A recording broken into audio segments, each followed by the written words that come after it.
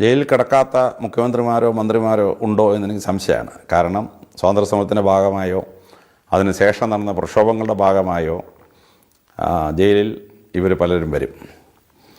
എന്നാൽ ഒരു മന്ത്രി ഒരു മുഖ്യമന്ത്രി ആവാത്ത ഒരാൾ കിടന്ന ഒരു സെല്ല് തിരുവനന്തപുരം സെൻട്രൽ ജയിലിൽ വലിയ ഒരു പുണ്യക്ഷേത്രം പോലെ ഒരു സൂക്ഷിക്കുന്നുണ്ട്.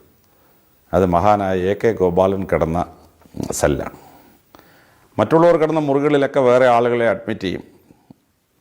അവർ റിലീസായിട്ട് ഇങ്ങനെ പല പല മാറ്റങ്ങളുണ്ടാവും. AK ഗോപാലൻ 2 തവണ അറസ്റ്റായി ജയിലിൽ വന്നു. അദ്ദേഹം കിടന്ന മുറിയിലോട്ട് പിന്നെ ആളിനെ അലോട്ട് ചെയ്തു. അവർ പറഞ്ഞു ഞങ്ങൾ കിടക്കില്ലെന്ന്.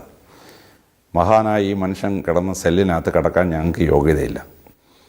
അതുകൊണ്ട് കമ്മ്യൂണിസ്റ്റുകാരോ കോൺഗ്രസ്സുകാരോ ഒരു വ്യത്യാസമില്ല, ഒരു രാഷ്ട്രീയ പാർട്ടിയിൽപ്പെട്ട ആളുകളും AK ഗോപാലൻ കിടന്ന സെല്ലിനകത്ത് കിടക്കുകയില്ല. അതുകൊണ്ട് ഇന്നും ആ മുറി ഒരു പുണ്യം മുറി പോലെയാണ് ജയിലിലെ ആളുകൾ കരുതുന്നത്. പലപ്പോഴും എന്നെ അമ്പരപ്പിച്ച ഒരു സംഭവമുണ്ട്. ജയിലിലെ പ്രിസണേഴ്സ് ആ സെല്ലിൻ്റെ മുമ്പിൽ കൂടെ പോകുമ്പോൾ അവരുടെ സ്പീഡൊന്ന് സ്ലോ ഡൗൺ ചെയ്ത് തലയൊന്ന് വണങ്ങിയിട്ടേ ആ വരാന്ത കൂടെ അപ്പുറത്ത് കയറുള്ളൂ.